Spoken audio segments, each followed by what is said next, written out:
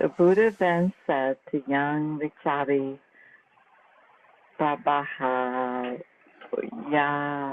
Yuha. Wait a second. Prabhayuva,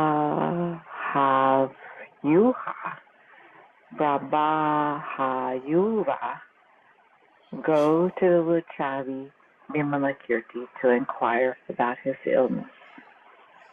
Prabhayuha replied, Lord, I am indeed reluctant to go to that good man to inquire about his illness. Why? Lord, I remember one day when I was going out of the great city of Visali, I met the Luchavi Vimalakirti coming in. He greeted me, and I then addressed him, Householder, where do you come from? He replied, I come from the seat of enlightenment. I then inquired, what is meant by the seat of enlightenment? He then spoke the following words to me.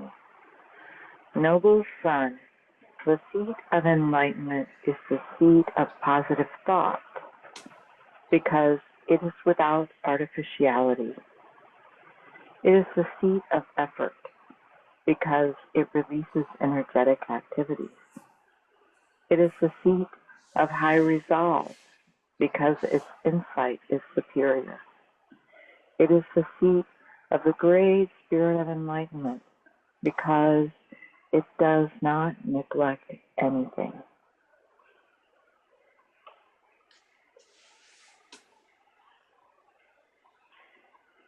It is the seat of generosity because it has no expectation of reward. It is the seat of morality because it fulfills all commitments. It is the seat of tolerance because it is free of anger toward any living being. It is the seat of effort because it does not turn back.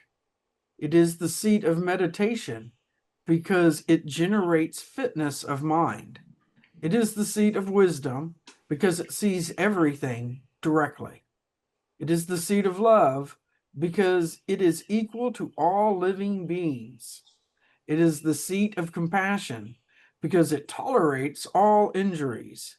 It is the seat of joy because it is joyfully devoted to the bliss of the Dharma. It is the seat of equanimity because it abandons affection and aversion.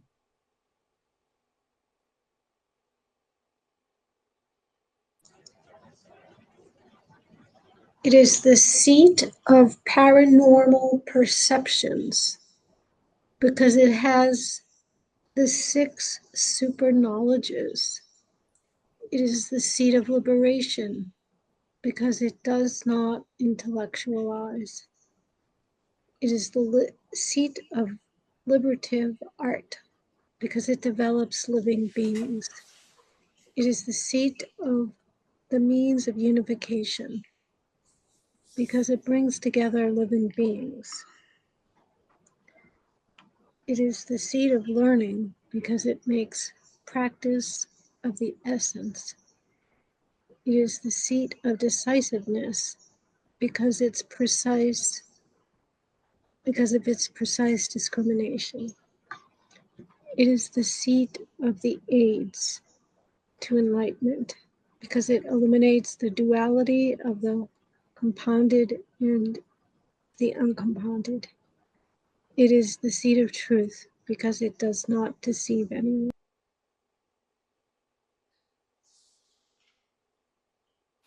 This is a lot of seats.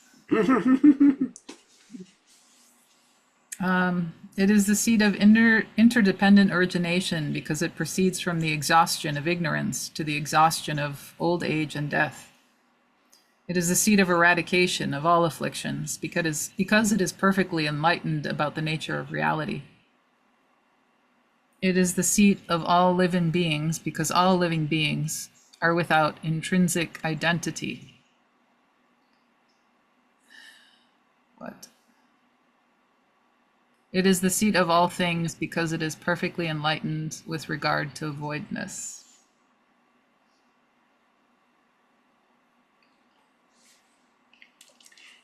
It It is the seat of the conquest of all devils because it never flinches.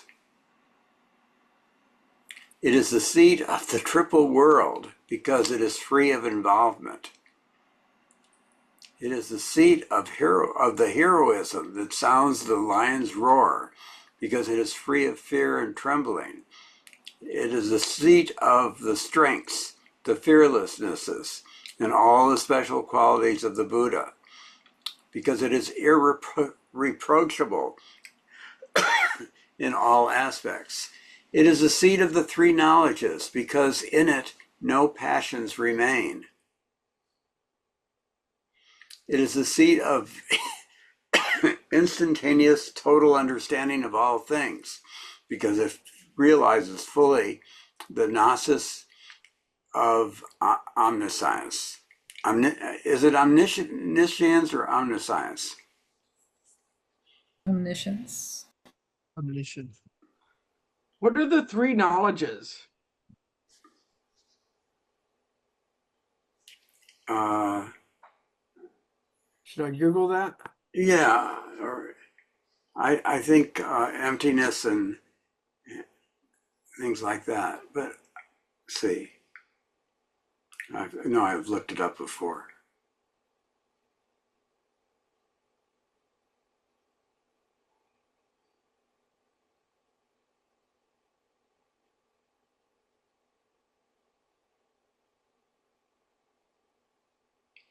Are you talking, Cassie?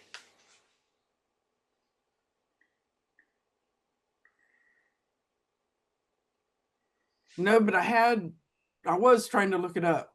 I was just Oh. looking it up.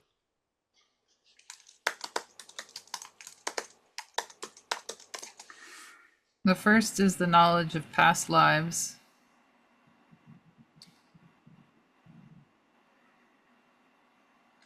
The third is the knowledge of the destruction of the mental defilements, sensual desire, desire for continued existence, ignorance, and originating. But this one doesn't tell me what the second knowledge is. It's a knowledge of passing away and the reappearance of things. Called it the divine eye. Insight into the cycle of death and rebirth, seeing how things are reborn according to their karma. Yeah, that's the second one. Okay. This text is very dense.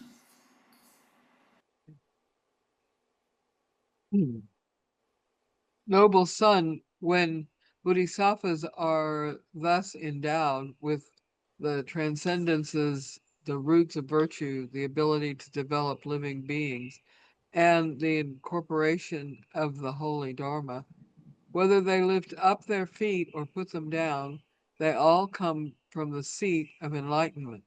They come from the qualities of the Buddha and stand on the qualities of the Buddha.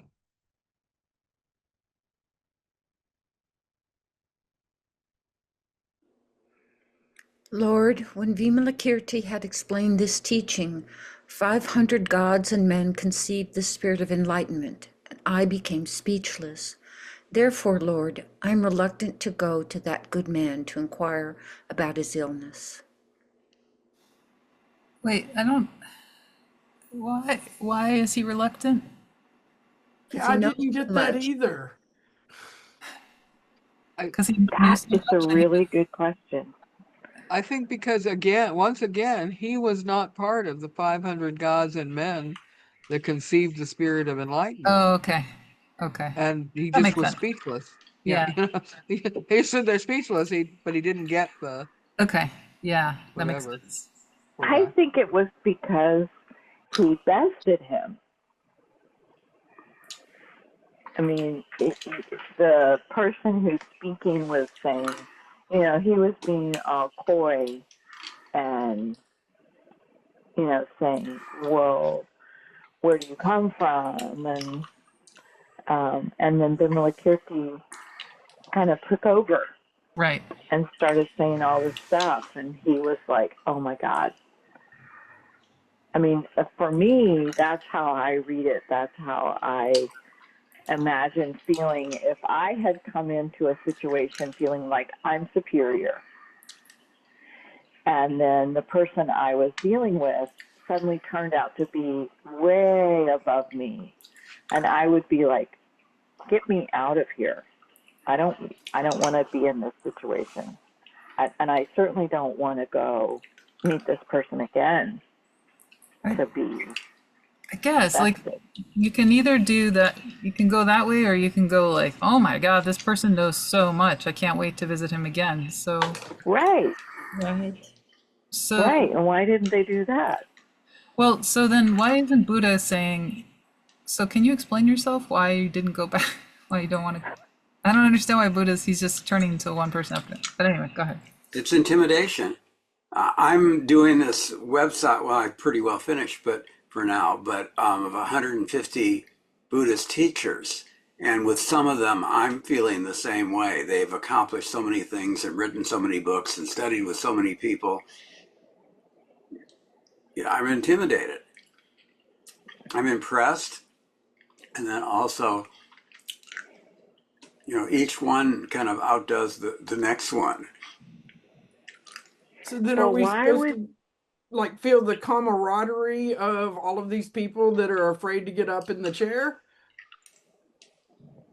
Like it's okay, we all get it. Like you may not want to do that, so this is speaking to all the parts in us that wouldn't want to go forward or to ask the question or be vulnerable? right? Are we seen as less than? Yeah, but it seems odd to me too why all these heavenly beings have such human reactions. But I guess it's a teaching story. Yeah. I think that it's that we're all divine and all human all the time. That there's not like this lofty divinity thing. We all feel this stuff. Even if you think it's the greatest teacher, we're still human beings that have all of this internal dialogue. I don't know. I'm just trying to talk it out with all of us.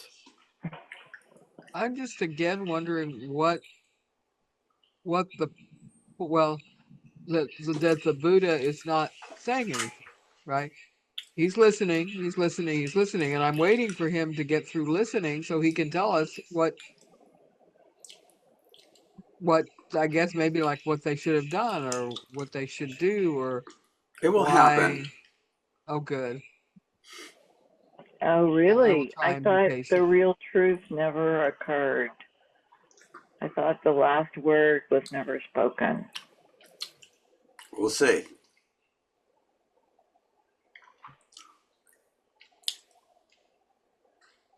Who's reading now? Nelda? Was that just Melissa? I just read the last paragraph, I think. Oh, okay. Then Anne. Oh, sorry. The Buddha then said to the Bodhisattva, Jagatimdara, go to the Lachali Vimalakirti to inquire about his illness. Jagatindara replied, Lord, I am indeed reluctant to go to that good man to inquire about his illness. Why? Lord, I remember that one day when I was home, the wicked Mara, disguised as Indra and surrounded with 12,000 heavenly maidens, approached me with the sounds of music and singing. Having saluted me by touching my feet with his head, he withdrew with his retinue to one side. I then, thinking he was Sakra, the king of the gods, said to him, Welcome, O Kausika. Kausika. You should remain consciously aware in the midst of the pleasures of desire. You should often think on impermanence and strive to utilize the essential in body, life, and wealth.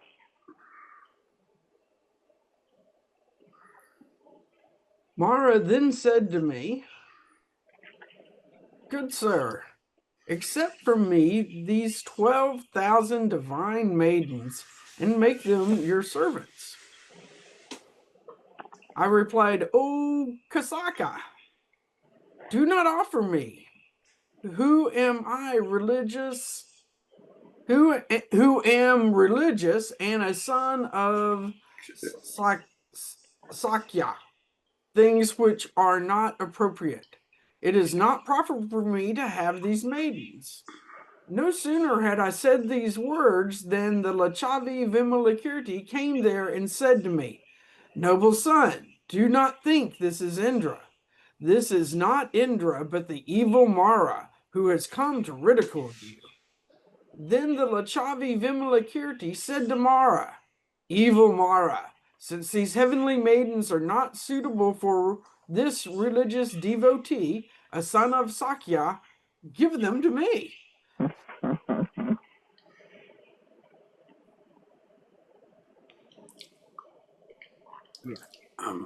Donna isn't reading. Thank you. Right. So yeah. Then the Likavi Vimalakirti said to Mara, "Evil Mara, since these heavenly maidens are not suitable for this religious devotee, a son of the Sakya, give them to me." Then Mara was terrified and distressed, thinking that the Likavi Vimalakirti had come to expose him. He tried to make himself invisible, but try as he might with all his magical powers, he could not vanish from sight. Then a voice resounded in the sky saying, "Evil one, give these heavenly maidens to the good man Vimalakirti, and only then will you be able to return to your own abode." Then Mara was even more frightened, and much against his will gave the heavenly maidens.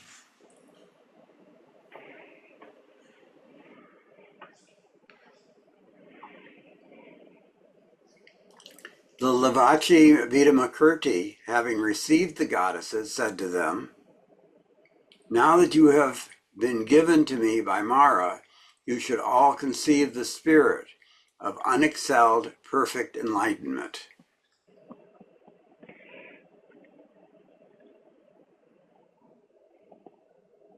That he then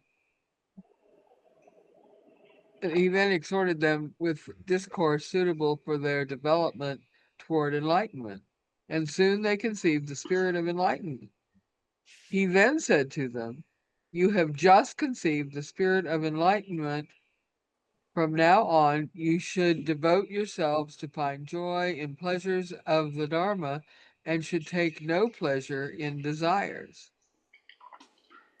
They then asked him, "What is joy in the pleasures of Dharma?" He declared, "It is the joy of unbreakable faith in the Buddha, of wishing to hear the Dharma, of serving the Sangha, and honoring the spiritual benefactors without pride. It is the joy of renunciation of the whole world, of not being fixed in objects, of considering the five aggregates to be like murderers, of considering the elements to be like venomous serpents, and of considering the sense media to be like an empty town. It is the joy of always guarding the spirit of enlightenment, of helping living beings, of sharing through generosity, of not slacking in the morality of control and tolerance in patience, of the of though cultivation of virtue by effort, of total absorption in the meditation, and of the absence of afflictions in wisdom. It is the joy of extending enlightenment and of conquering the maras, of destroying the afflictions, and of purifying the Buddha field. Oh my gosh. I'll read a couple more sentences and then I'll turn it over to somebody else. I didn't realize this went on so long. Oh, I guess maybe I can read. It is the joy of accumulating all virtues in order to cultivate the auspicious marks and signs. It is the joy of the liberation of non-intimidation when hearing the profound teaching. It is the joy of exploration of the three doors of liberation and of the realization of liberation. It is the joy of being an ornament of the seat of enlightenment and not attaining liberation at the wrong time. It is the joy of serving those equal fortune of not hating or resenting those of superior fortune, of serving the spiritual benefactors and of avoiding sinful friends. It's the joy of the superior gladness of faith and devotion to the Dharma. It is the joy of acquitting liberative arts and of conscious cultivation of the aids to enlightenment. Thus, the Bodhisattva admires and finds joy in the delights of the Dharma.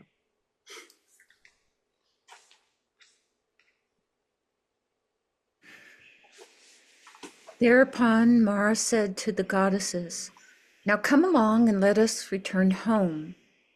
They said, "You gave us to this householder. Now we should enjoy the delights of the Dharma and should no longer enjoy the pleasures of desires." Then Mara said to the Lichavi Vimalakirti, "If it is so that the Bodhisattva, the spiritual hero, has no attachment and gives away all his possessions, then householder, please give me these goddesses."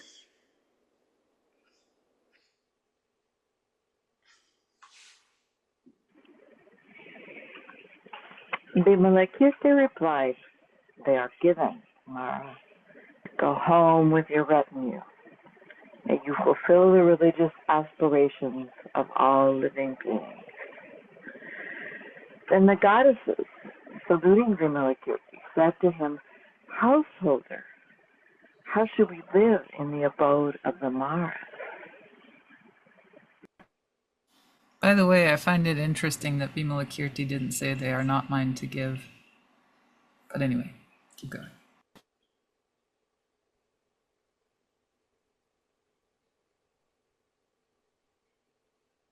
Vimalakirti replied, "Sisters, there is a door of the Dharma called the inexhaustible lamp.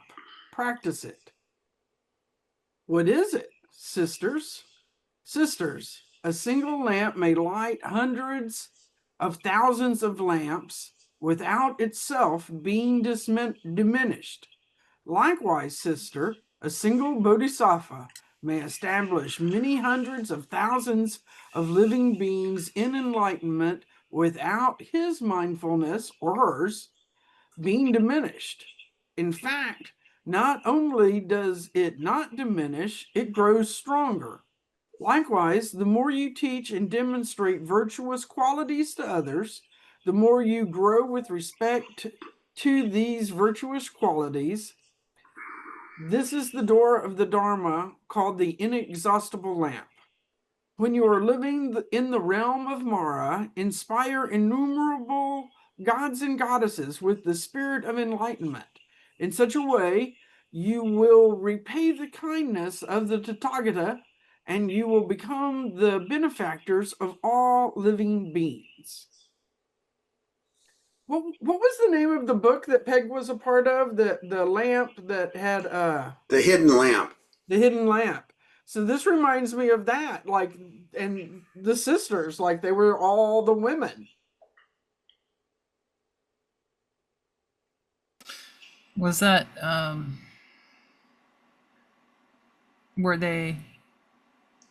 was the hidden lamp the story of the Mara maiden? No, it was a story. It's a accumulation of many koans about women, and then many teachers talking about the koans, Okay. writing commentary. And all the Peg's in teachers the are book. women. Okay. Yes, all the teachers are women too, right? Then those goddesses bowed at the feet of the Lakavi Vimalakirti and departed in the company of Mara. Thus, Lord, I saw the supremacy of the magical power, wisdom, and eloquence of the Lakavi Vimalakirti, and therefore I am reluctant to go to that good man to inquire about his illness.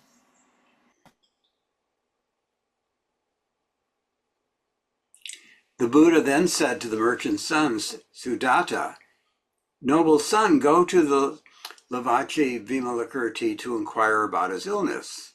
Sudatta replied, Lord, I am indeed reluctant to go to that good man to inquire about his illness. Why? Lord, I remember one day in my father's house when, in order to celebrate a great sacrifice, I was bestowing gifts upon religious devotees, Brahmins, the poor, the wretched, the unfortunate, beggars, and all the needy. On the seventh and final day of this great sacrifice, the Lavachi Vimalakirti came there and said, Merchant son, you should not celebrate a sacrifice in this way. You should celebrate a Dharma sacrifice. What is the use of a sacrifice of material things? I then asked him, how does one give a Dharma sacrifice? He replied, a Dharma sacrifice is that which develops living beings without beginning or end, giving gifts to them all simultaneously. What is that? It consists of the great love which is consummated in enlightenment, of the great compassion consummated in the concentration of the holy Dharma on the liberation of all living beings, of the great joy consummated in the awareness of the supreme happiness of all living beings, and of the great equanimity consumed in concentration through knowledge.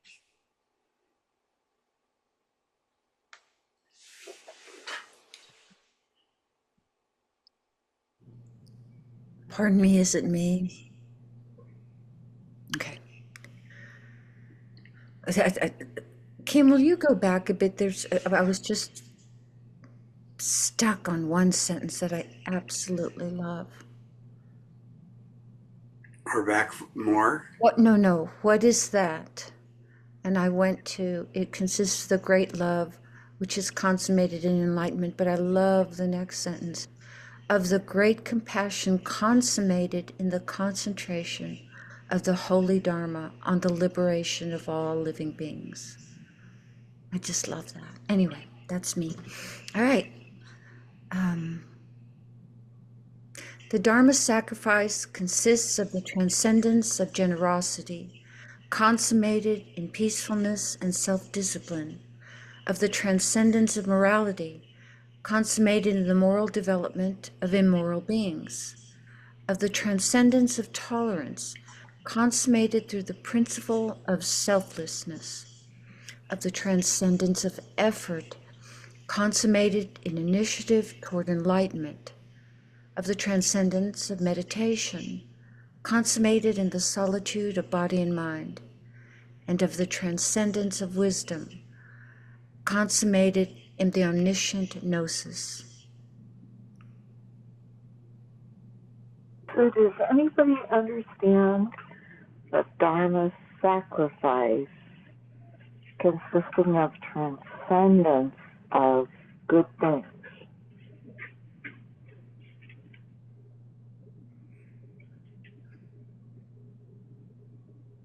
And I couldn't hear your voice clearly. Do you mind repeating that? There's something going on with your audio, and like, Really? is it set to the other kind of like musician audio instead of? You sound Let's see. 16 and in a tunnel or something. How's that? Way better. So, does anybody have a sense of what is the Dharma sacrifice? If it consists of transcendence of these good qualities. So I just looked it up.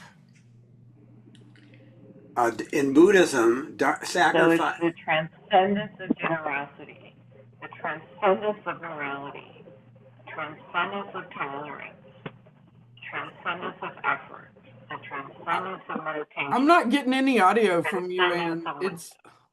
I'm not getting any What audio. is the Dharma sacrifice?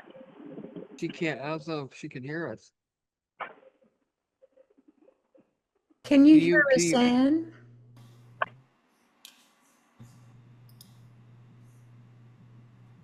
So it says in Buddhism, sacrifice is not Well, about it rich. does go on after this. So maybe we should just go on with the going on.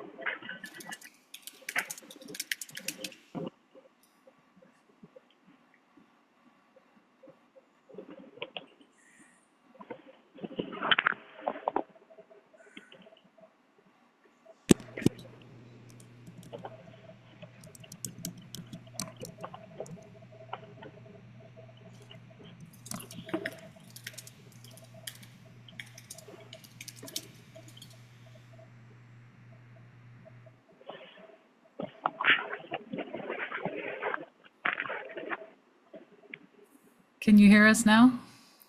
Yeah? Okay. What were you going to say, Kim? When I looked it up, it says in Buddhism. Oh, so what we're looking up is Dharma sacrifice. Sacrifice is not about rituals, but giving up clinging, including the sacrifice of self-centered views, craving, and aversion.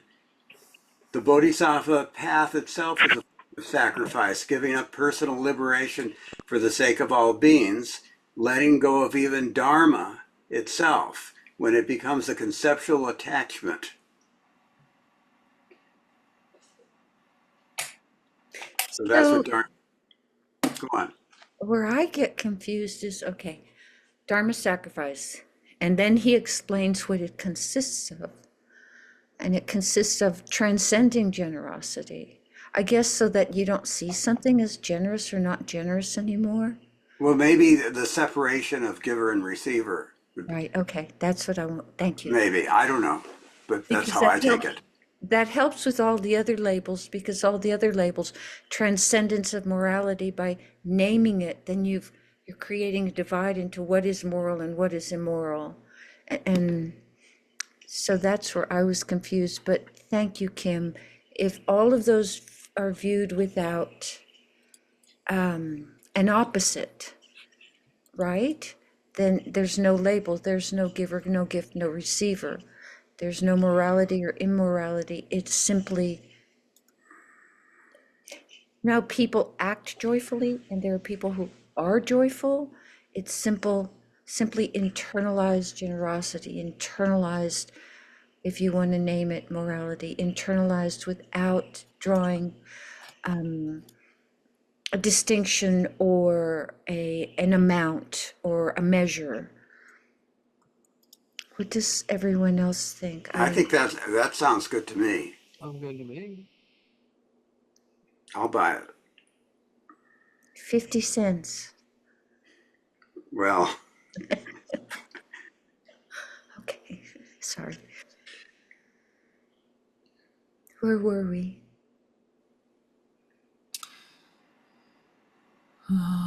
Let's see. are we at the Dharma think- sacrifice consists of the meditation of voidness? Yes. I think Cassie took a bathroom break. So, Okay. am I reading? Okay. She's in the bathroom. The Dharma sacrifice consists of the meditation of voidness, consummated in effectiveness in the development of all living beings, of the meditation of signlessness, consummated in the purification of all compounded things, and of the meditation of wishlessness, consummated in voluntarily assuming rebirths. Cassie, now you're back. Do you want to read? Good, but I don't know where we are. Here, the Dharma.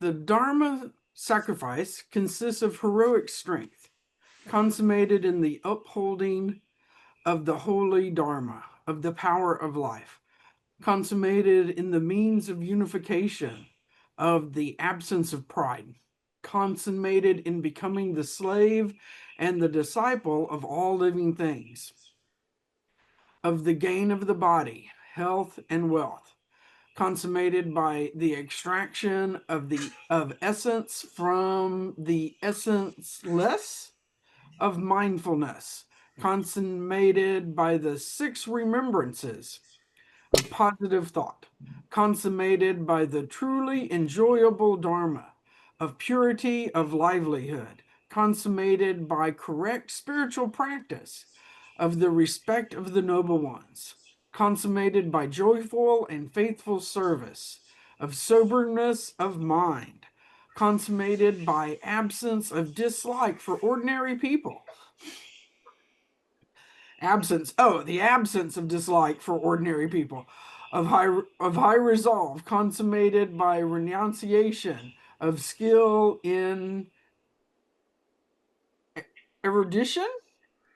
I don't know that word. Erudition. Thank you. Erudition.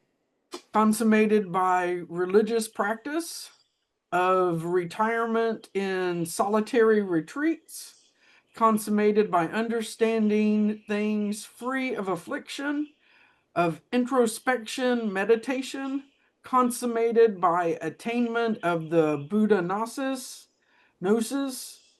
of the stage of the practice of yoga, consummated by the yoga of liberating all living beings from their afflictions.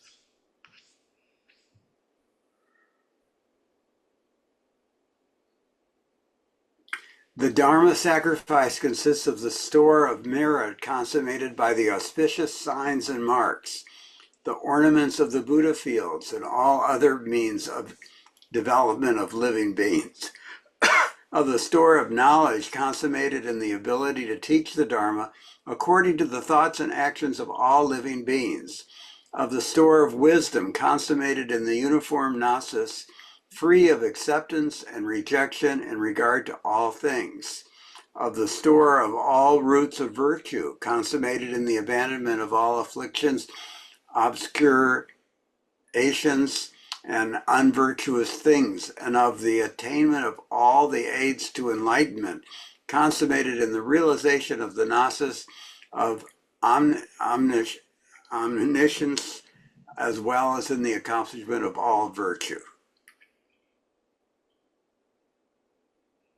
Can I ask a probably very dumb question? So what here is a definition of consummated? Is it just a normal definition, or does it mean something in particular in this realm? I think it means realized by.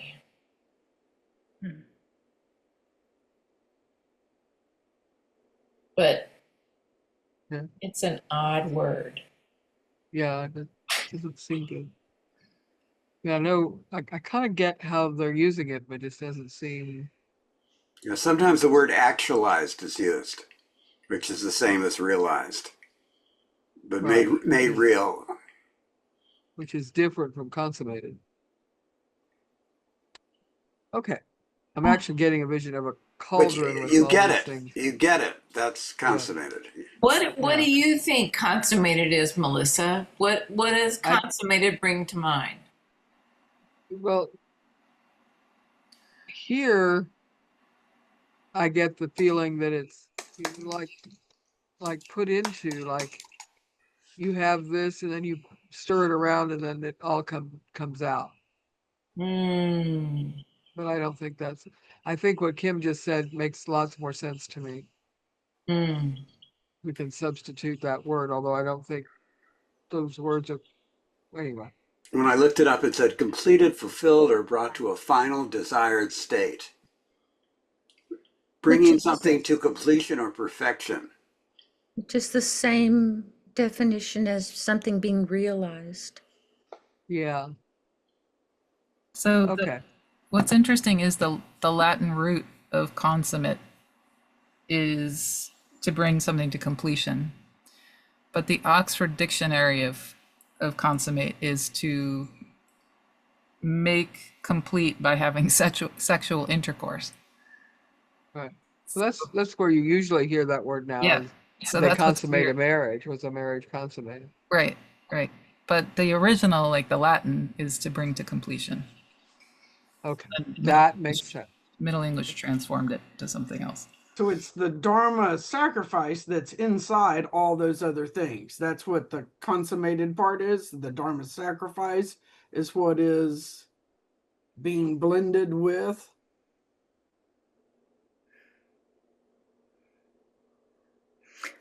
I'm sorry, Cassie. Are you asking, so as I read this and I've lost track at so in it's- consummated, but isn't the Dharma sacrifice is realized in A, B, C, D, E, abandonment of all afflictions? Yeah, that's what I'm saying. Yeah, exactly. Yeah. Okay. Yeah. Okay. Well, thank you guys for indulging me there. Thank you. That noble son is the Dharma sacrifice.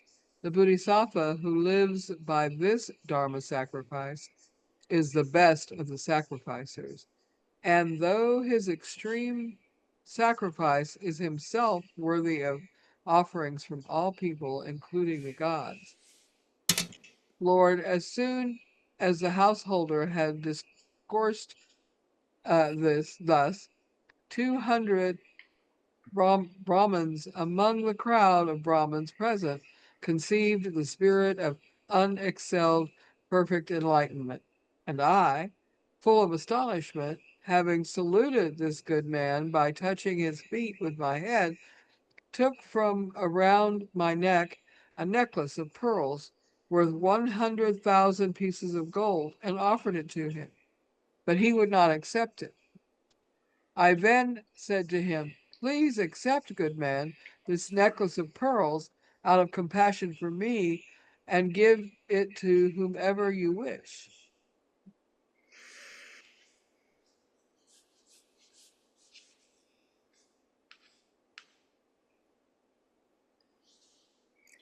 Then Vimalakirti took the pearls and divided them into 2 halves.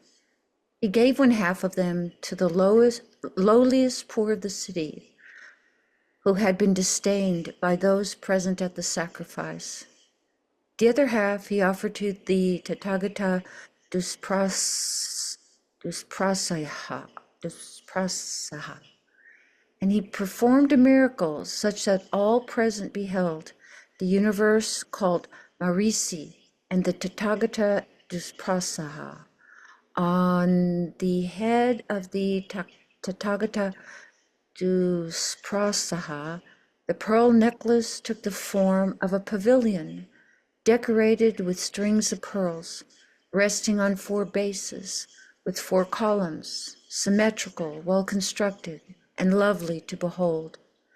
Having shown such a miracle, Vimalakirti said, "The giver who makes gifts to the lowliest poor of the city, considering them as worthy of offerings, as the Tathagata himself, the giver who gives without any discrimination, impartiality, with no expectation of reward, and with great love, that giver, I say, totally fulfills the Dharma sacrifice." Then the poor of the city, having seen that miracle and having heard that teaching, conceived the spirit of unexcelled to perfect enlightenment. "Therefore, Lord, I'm reluctant to go to that good man to inquire about his illness." You know, this all sounds like me and my parts when I go to Peg and want to ask a practice discussion question. All of these different parts come up, you know. Oh no, oh no, oh no, you know. I'm not smart enough. I'm not this enough. I'm not that enough. Oh, in the same way, all the bodhisattvas, the great spiritual heroes, told the stories of their conversations with Vimalakirti and declared their reluctance to go to him.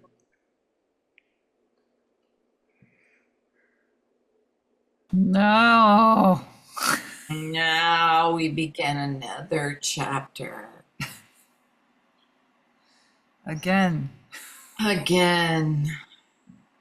Number 4, consolation of the invalid. Then the Buddha said to the crown prince Manjushri, Manjushri, go to the Lichavi Vimalakirti to inquire about his illness.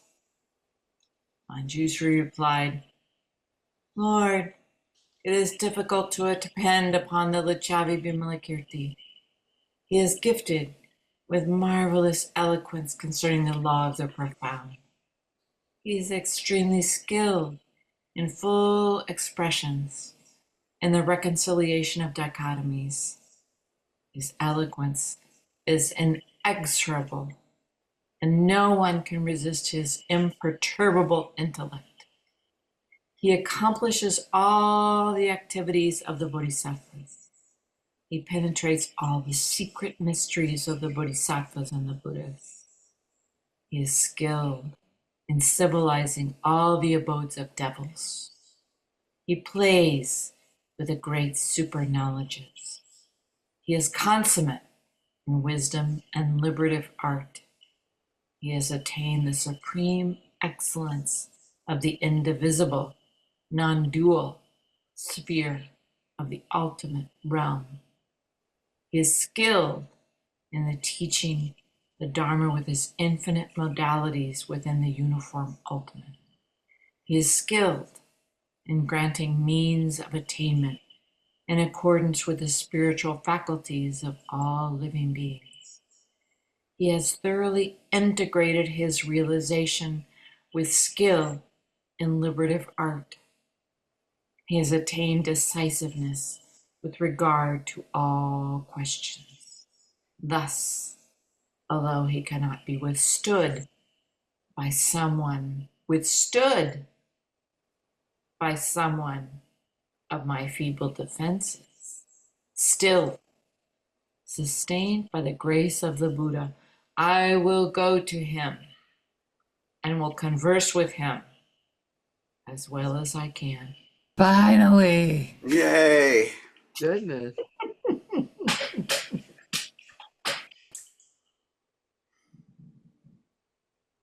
Thereupon, in that assembly, the bodhisattvas, the great disciples, the sakras, the brahmas, the lokapalas, and the gods and goddesses all had this thought. Surely the conversations of the crown prince Manjushri and that good man will result in a profound teaching of the Dharma. Thus, 8,000 bodhisattvas, 500 disciples, a great number of the sakras, brahmas, and lokapalas, and many hundreds of thousands of gods and goddesses all followed the crown prince Manjushri to listen to the Dharma. The crown prince Manjushri, surrounded and followed by these bodhisattvas, disciples, sakras, brahmas, lokapalas, gods and goddesses, entered the great city of Vasali.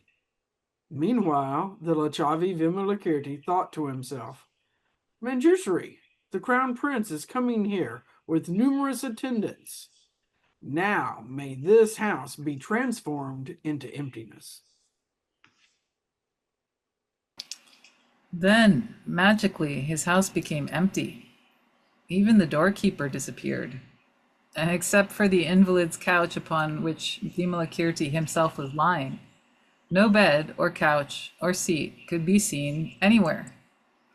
Then the Lichavi Vimalakirti saw the crown prince Manjushri and addressed him thus. Manjushri, welcome, Manjushri.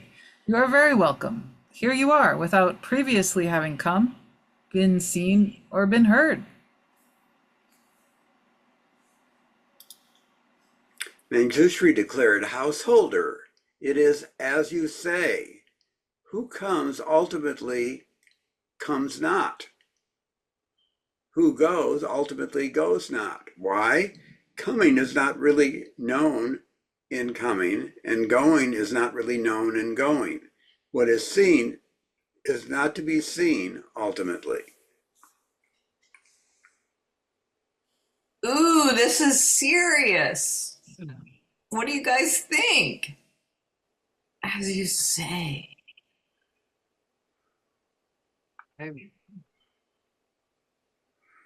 Okay. Good sir, is your condition tolerable? Is it livable? Are your physical elements not disturbed? Is your sickness diminishing? Is it not increasing? The Buddha asks about you. If you have slight trouble, slight discomfort, slight sickness, if your distress is light, if you are cared for, strong, at ease, without self-reproach, and if you are living in touch with the supreme happiness. How's I'll let somebody else use it. Householder, whence came this sickness of yours? How long will it continue? How does it stand? How can it be alleviated? Oh, here comes the reply.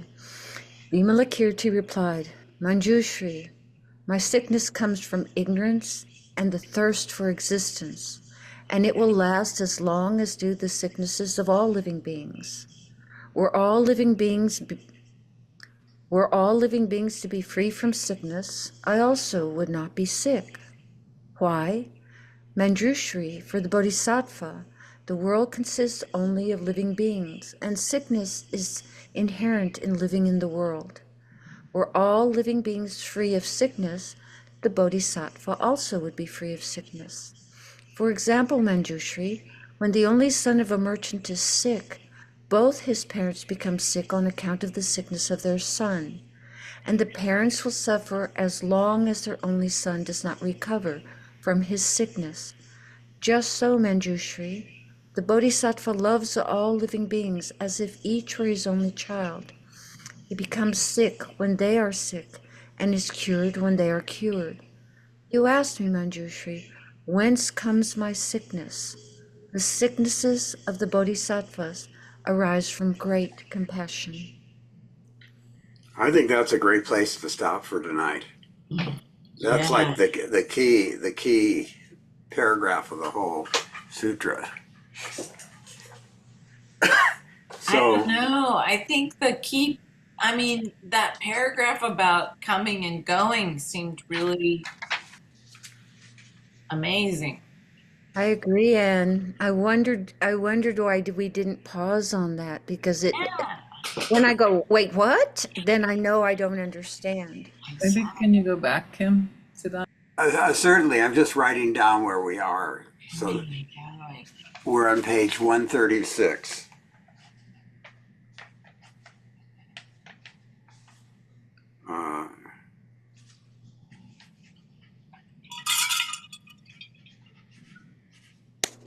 Okay, now go back.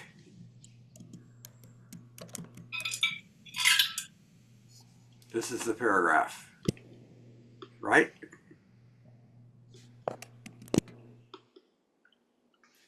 Mm-hmm. Yes. Who comes ultimately comes not. Goes. Well, there's a mention of emptiness before this.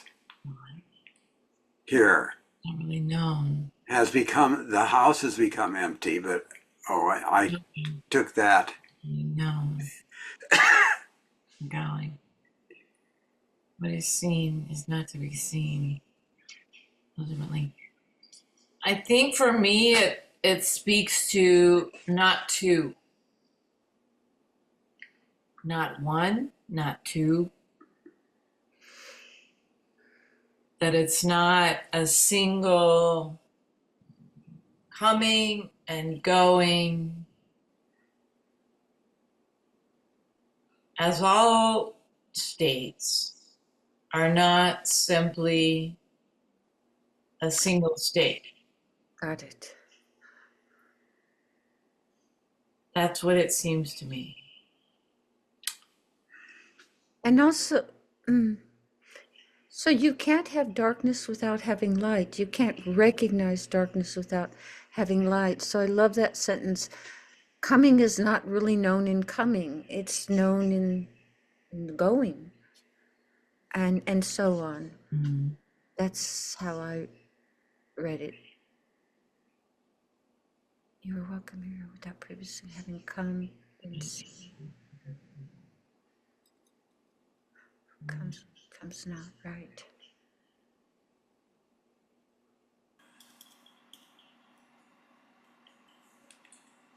Miss Anne. I will share. What is seen is not to be seen again, ultimately. Ultimately? What is that? Is there an ultimately?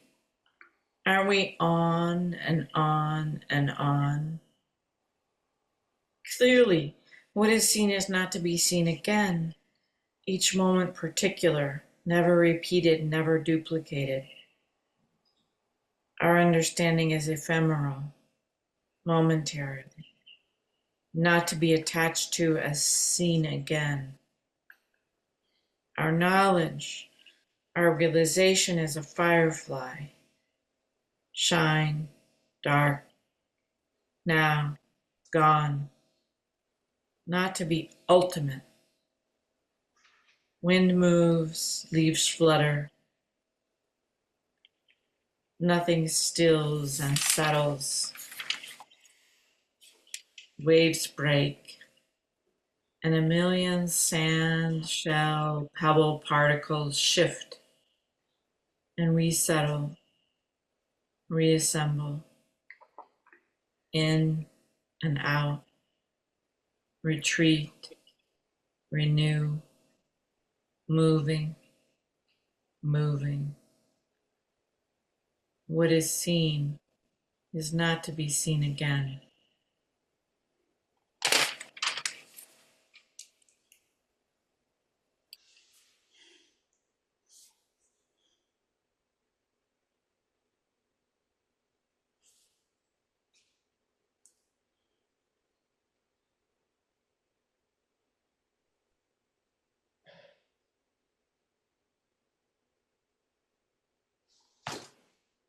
Next.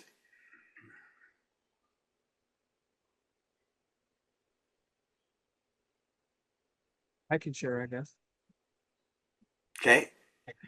Swirling and swirling and swirling some more. I see the thing in the museum that you roll a penny down and it goes round and round and round and finally disappears into the small hole at the bottom of the hurricane device. Vimalakirti seems determined to make everything come to a conclusion, a balanced conclusion, where there is not good and evil, there is just is. Where morality doesn't have immorality, it's just morality. I think he wants us to learn that in nothing, that in nothing should there be judgment. What is. It is as it is, how it is. The properties we see in it, we ourselves have given it. What if we just looked at it as it is? What if we looked at a picture and just looked at it and didn't think about what it is for? How would we describe it? Using only words that do not describe its function. A blue structure on a table? Would we describe the color in more detail? I think you're getting at something there. Thank you. Thank you.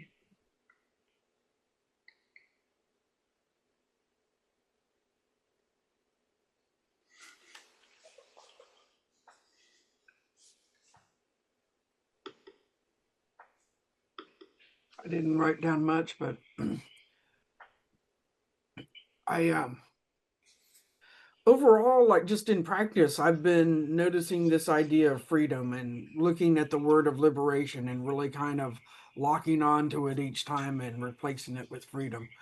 So I started off with freedom again with the quote, "It is the seat of liberation because it does not intellectualize."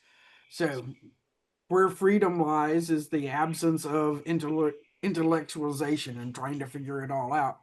which I think is something that you were saying at the end of last class, Anne. And then I wrote down the things that I didn't know, the definitions of the three knowledges and of the five aggregates. Then Dharma sacrifice, that which unfolds when feeling lack, offer and feel fulfilled. When giving is the gift, when one light becomes all the lights. The Manjushri Bodhisattva of wisdom, the one that carries the sword that cuts through BS, comes to bring comfort to Vimalakirti. And we all got to go see this. Vimalakirti, then my house must be a house of emptiness. That is what should be seen. Wisdom says, I have always been here, and calls him on the game he's been playing, which turns out isn't a game after all. My sickness comes from ignorance and the thirst for existence.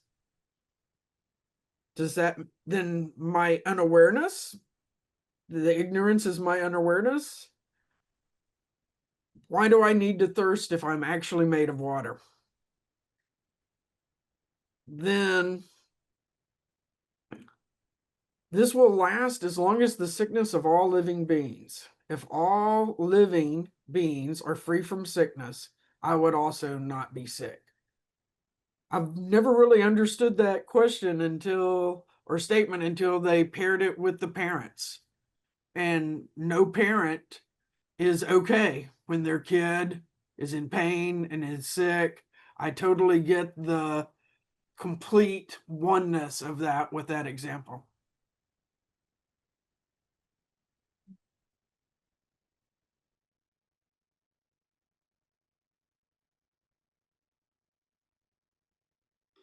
I just said I had those parents. I'll show mine, but I have to unblur. So I just tried to work it out of going in and coming out and going and coming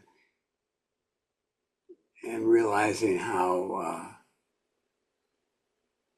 they're all kind of relative to me to where you are, and not really anything more definite than that. And then there's also the thing of time, and I've been listening to the Shobogenzo. There was something that really got me puzzled. Buddha considered that the previous Buddhas before him were his disciples. Kind of reassembling time. But then they were his ancestors too. Like a day later. So both his disciples and his ancestors. Which of course makes no logical sense. I read an article today about quantum mechanics where that all is perfectly possible. And it's not technically perfectly possible here, but in the quantum realm, they have now found that you indeed can go forward and backward. And isn't that fun how it's coming together? Mm-hmm. Yeah. Emily. So it falls to Manjushri to knock on Vimalakirti's door to ask the simple question, how are you, my friend? Others wonder about you. Was he riding into Vimalakirti's house on a traditional blue lion of wisdom? Did he carry in his right hand a flaming sword to cut through riddles, and in his left hand, dripping with mud, did a lotus blossom bloom? Did Vimalakirti notice any of this when he responded that he cannot exist without suffering? And isn't suffering all a matter of perspective? When a person is tortured, the person being harmed suffers, but the person inflicting the torture delights in the suffering of the other person being tortured. From the torturer's perspective, suffering is a wonderful thing that brings them joy, and they are at their most content when they inflict this suffering. How then does one live in a world like that, in a world where there is not lotus without mud, no crops without sun and rain, no healthcare industry without illness and death? What is the path that one walks holding the enormity of all of this in a heart, when a typical human heart weighs 9 to 12 ounces, and a typical brain weighs about 3 pounds? A nebula weighs several light years, and the Orion Nebula weighs 2,000 times our little red giant sun. None of that seems big enough to carry the world's stories and lives within. Where then does the infinity of Buddhism lie? What is this magical material called compassion?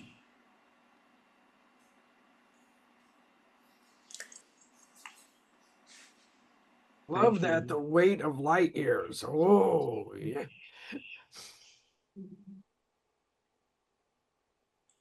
Donna, do you have your voice?